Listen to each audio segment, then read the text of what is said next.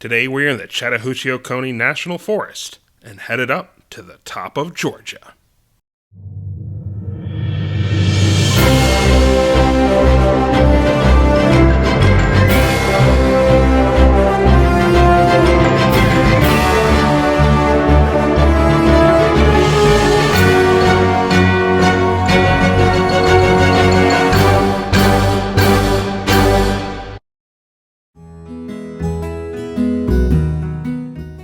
Hi, I'm Scott Marthaler. Welcome to another episode of Rooftops of America.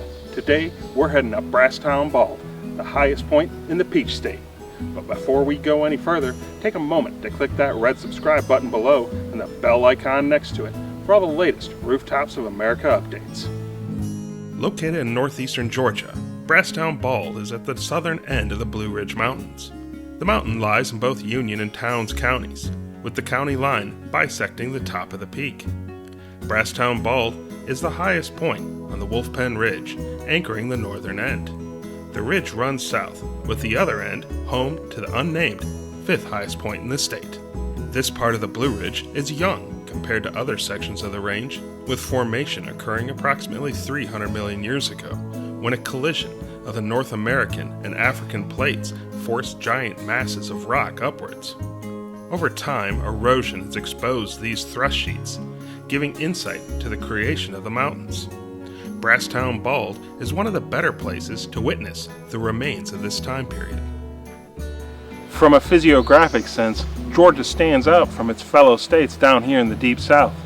It's the only one to have four distinct regions: the coastal plain down in the southeastern section, the Piedmont in the central, and the river and valleys and Blue Ridge making up the north.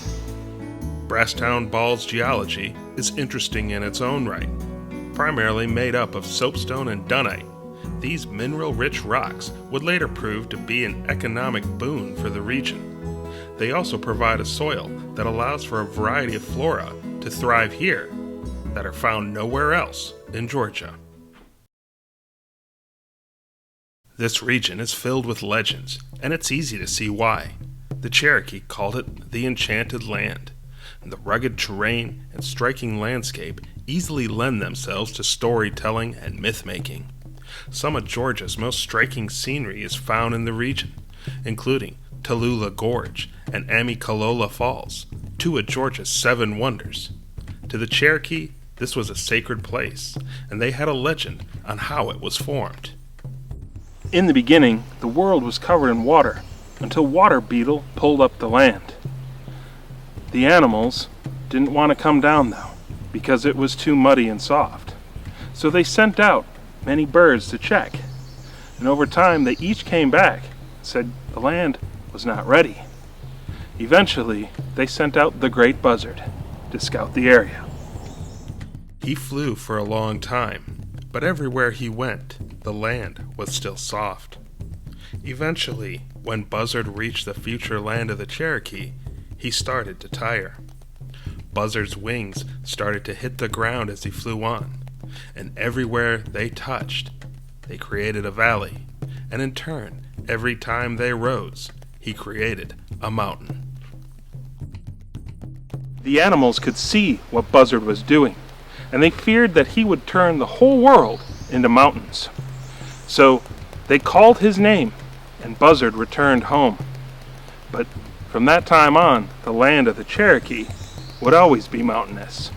The Cherokee would start to migrate to this region from the Great Lakes around the middle of the last millennia. They'd be fully established by the middle of the 17th century.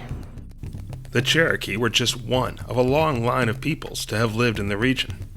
Humans have lived in this area for millennia. The oldest archaeological evidence dates back over 3,000 years. The Mississippian culture started to take hold in this area around the year 800, but evidence of mound builder civilizations have been found throughout Georgia, to include such sites as Etowah, Okmulgee, and Kolomoki. The Mississippian culture had significant influence over central and southern United States, and archaeological evidence suggests it had a fairly comprehensive trade network as well. Artifacts recovered at one of the oldest discovered sites, Poverty Point, Louisiana, had rocks and minerals that came from here, Georgia's Blue Ridge Mountains. Near the base of Brasstown Bald is the Track Rock Archaeological Site. This is one of the most significant petroglyph sites in the southeastern United States. It is also one of a limited few that is open to the general public. The petroglyphs here date back 1,000 years, though the more clearly visible ones are only several hundred years old. There's also evidence of carving that took place over 3,000 years ago. So that means that this place was not only important to the Cherokee, who called it the printed place, but also to its predecessors. And surprisingly, for a place that was fairly well known, even during white settlement time period, a comprehensive study of it wasn't conducted until 2009.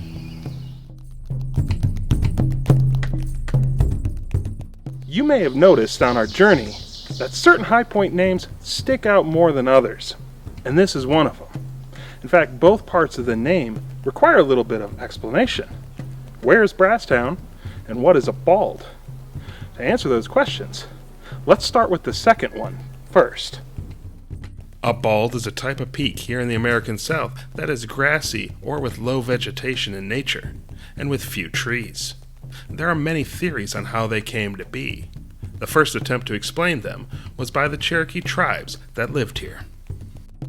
In this place, where stories abound, it's no surprise that the tallest mountain, Brasstown Bald, would have several associated with it, perhaps more than any state high point in the South. And one of those legends is how it came to be a bald. It's the story of Ulagu, a vicious flying monster who was said to have looked like a giant yellow jacket. There are several variations of this story. Some say that Ulagu lived in a gorge in Nantahala Forest. Others on a cliff on the side of a mountain. One thing is for certain though, Ulagu terrorized the surrounding villages, swooping in and snatching away children. And he flew so quickly he couldn't be pursued. The Cherokee sent their warriors to the tops of the mountains, but they were not able to see Ulagu until it was too late, because the heavy forest made it difficult to spot and track him. Eventually, they were able to uncover the monster's lair, but were unable to reach it. The Cherokee prayed to Unatlanvi, the creator, for aid, and he heard their prayers and cast down a lightning strike on the lair, stunning Ulagu, and allowing the warriors enough time to attack and kill the beast. To prevent such a monster from ever terrorizing the Cherokee again, Unatlanvi cleared off many of the mountain tops in the south. And thereby the Cherokee were able to see for great distances, and monsters were not able to lurk on the mountain tops. Scientifically, there is still no definitive answer on how balds came to be, whether they were a man-made creation by early Native Americans or a natural one. There are theories, and in fact one of them even includes woolly mammoths. Two things are certain. One is these open areas offer magnificent views and are quite striking, and the other is that balds are starting to disappear throughout the South as trees start to encroach again on the land, something that is noticeable at Brasstown Bald. Without the grazing of animals, the succession of the forest will continue. Now let's take a look at the first question. Why is this place called Brasstown? Well, that actually stems from a mistranslation. The Cherokee name for the surrounding area was Itziyi, meaning new green place or fresh green place. When the English made contact and started trading with the Cherokee, there was a bit of confusion with a local village and the Cherokee word Untseyi, meaning brass, hence the name Brasstown. And you combine these two answers and you get Brasstown Bald.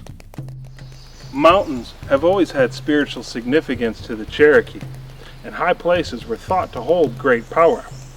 But despite being the tallest point, Brasstown Bald, or Inota as the Cherokee called it, was not the most important mountain to them. Instead, it was nearby Blood Mountain. It was considered the home of the immortals. In a strange coincidence, this status really hasn't changed much. Blood Mountain is still the more popular peak in the region. That said, Enota was respected and did play a role in Cherokee myth. The story goes there was once a great flood, and many Cherokee were killed, except for those that sought refuge in a giant canoe.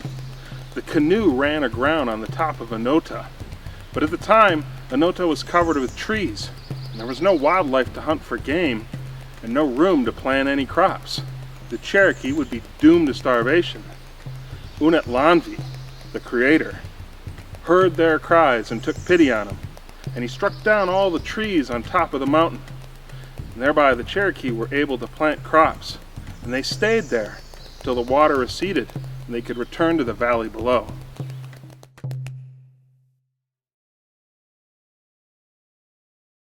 The conquistador Hernando de Soto was the first European to lead an expedition into the interior of the region. His army passed through northern Georgia on what would become a chaotic quest for gold across the southeast of the United States. It is through the chronicles of the expedition that the Cherokee first enter Western history. For the Native Americans, De Soto's expedition could be described as a harbinger for an upcoming age of devastation. The tribes that had been strong in the area, such as the Coosa, collapsed, racked by conflict and disease. The remnants eventually coalesced into what became known as the Creek Confederacy. They, along with the Cherokee, became the two most formidable tribes in the South. That said, this was the start of a long decline. Spanish colonists and traders had been traveling back and forth to the area up until 1730s. The English would establish their own colony in Georgia in 1732. For the next 90 years, the Cherokee would slowly cede territory to the expansion-minded settlers. After several military defeats, the Cherokee realized they would have to do something different. They were going to preserve their people, their land, and their heritage. So they made a drastic choice to assimilate into Western culture. They took up living in Western-style houses and working and establishing Western-style farms and businesses. President Washington had originally encouraged acculturation, and presidents that followed generally maintained a similar policy. Ironically, the success of the Cherokee in adapting Western practices, particularly in farming cotton for an expanding market, would soon make them a threat. White settlement in the area was relatively sparse until the 1820s. That's when gold was rediscovered in the region. Rediscovered because the Native Americans, Cherokee, Creek, and their predecessors had known about gold in the mountains for centuries.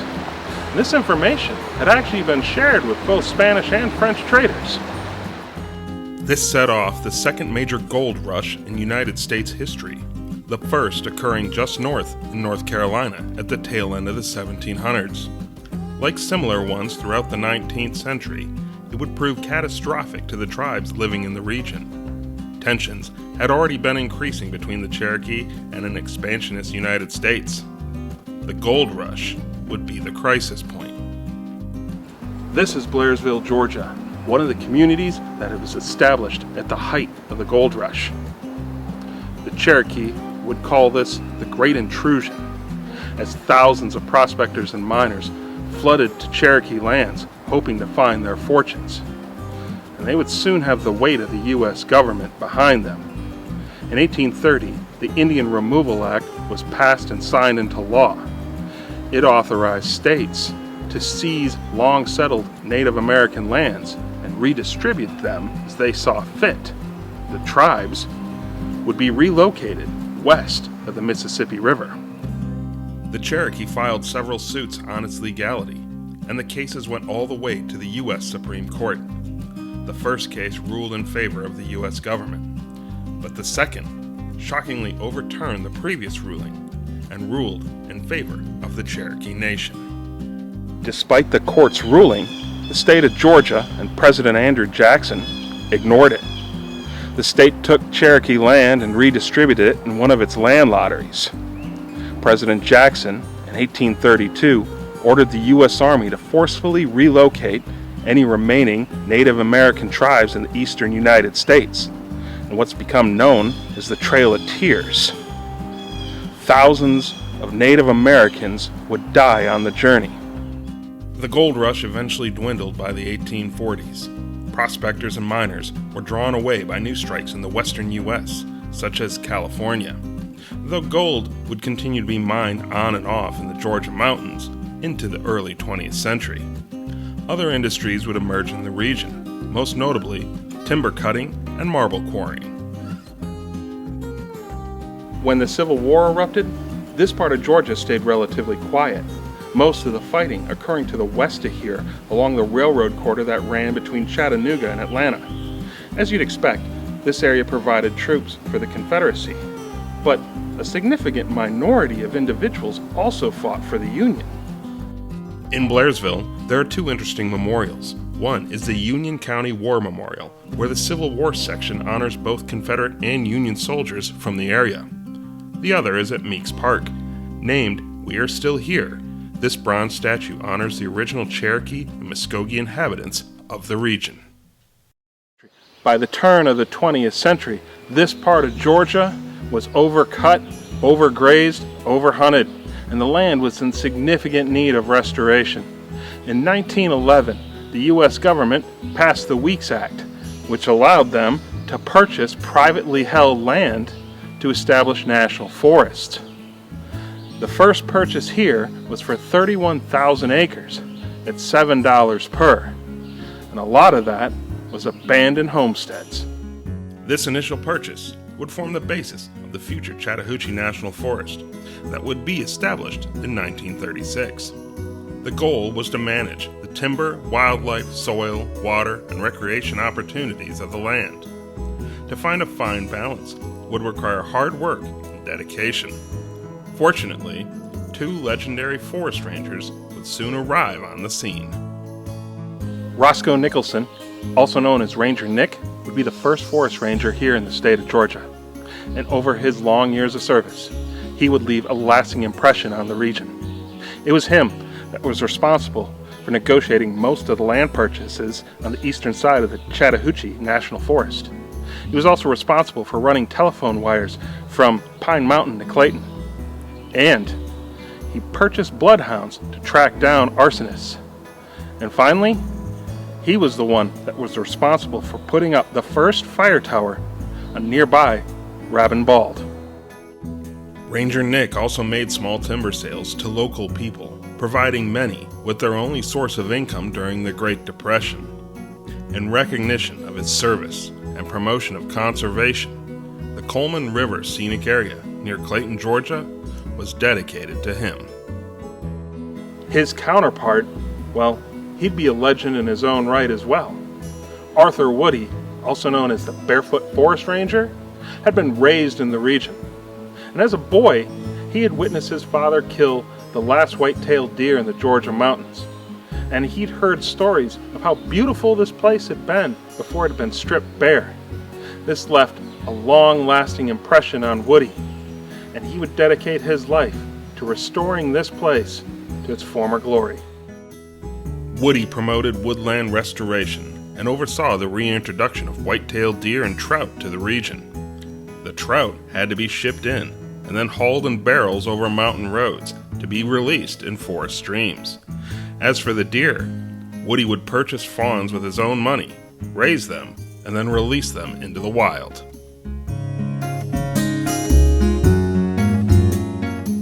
This is Soseby Cove, one of Ranger Woody's favorite places, and one that he'd actually overseen the purchase of when he was with the Forest Service. It was dedicated to his memory in 1958.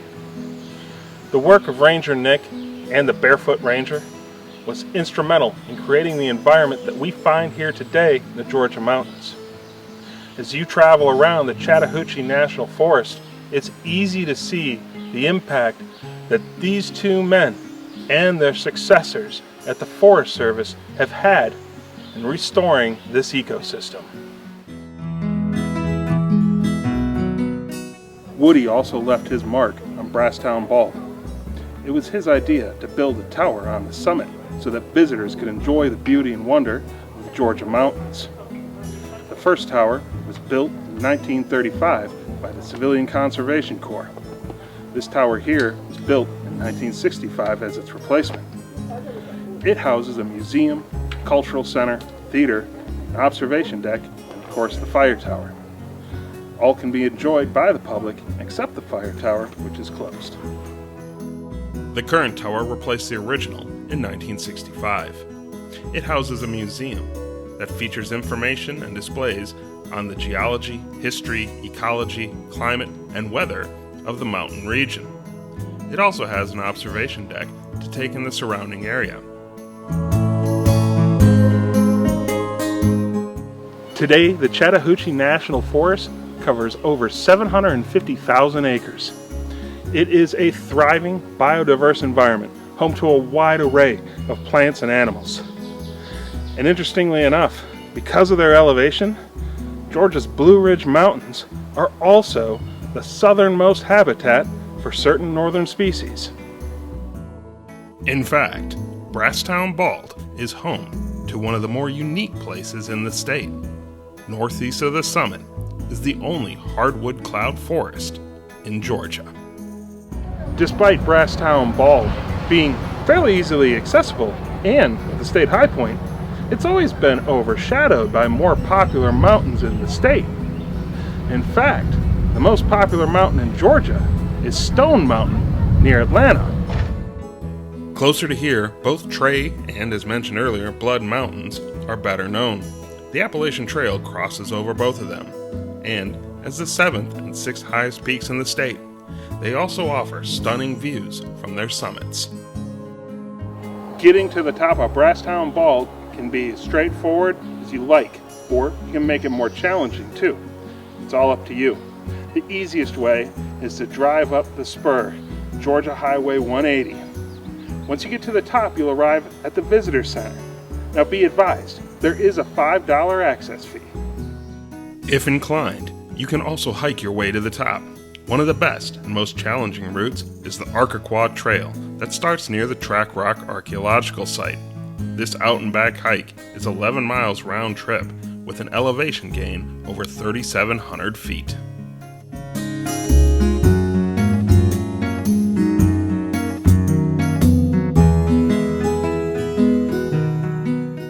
If you choose to drive up, then to get to the summit from the Visitor Center is just a short 6/10 of a mile walk up a steep blacktop trail. Let's go check it out.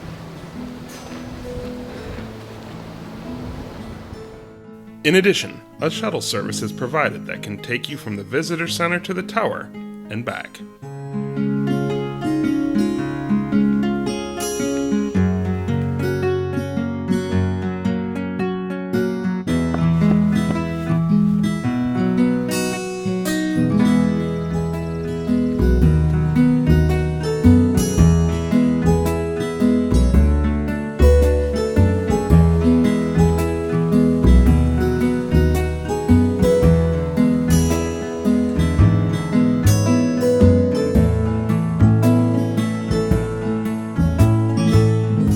Once at the top, you can take in the beauty of the Georgia Blue Ridge. On clear days, you'll get a view of 4 states, and may even be able to spot in the distance the skyscrapers of Atlanta. For those looking for the summit marker, though, it's actually behind this door here. If you ask the staff, they'll be happy to show it to you.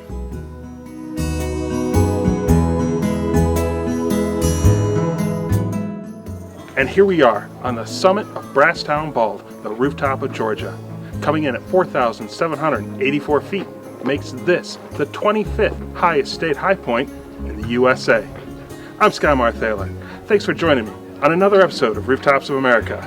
Don't forget to click that red subscribe button below, and I'll see you soon.